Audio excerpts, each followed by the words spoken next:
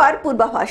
হাওয়া অফিস জানিয়েছে মৌসুমী অক্ষরেখা এখন ফিরোজকোট, লুধিয়ান, নাজিয়াবাদ এবং শাহজাহানপুর, বালিয়া, জলপাইগুড়ি এবং পূর্ব ও উত্তর পূর্ব অরুণাচল প্রদেশ পর্যন্ত বিস্তৃত। এর ফলে বঙ্গোপসাগর থেকে প্রচুর পরিমাণে জলীয় বাষ্প স্থলভাগে প্রবেশ করেছে। বৃষ্টির অনুকূল পরিস্থিতি রয়েছে উত্তর এবং দক্ষিণবঙ্গে। দক্ষিণবঙ্গের কয়েকটি জেলায় বজ্র বিদ্যুৎ সহ এবং ঝোড়ো হাওয়ারও সতর্কতা রয়েছে। মঙ্গলবার বজ্র বিদ্যুৎ সহ বৃষ্টি হতে পারে উত্তর 24 পরগনা, দক্ষিণ 24 পরগনা, পূর্ব মেদিনীপুর এবং নদিয়ায়। একই পূর্বাভাস রয়েছে বুধবারের জন্য জারি করা হয়েছে।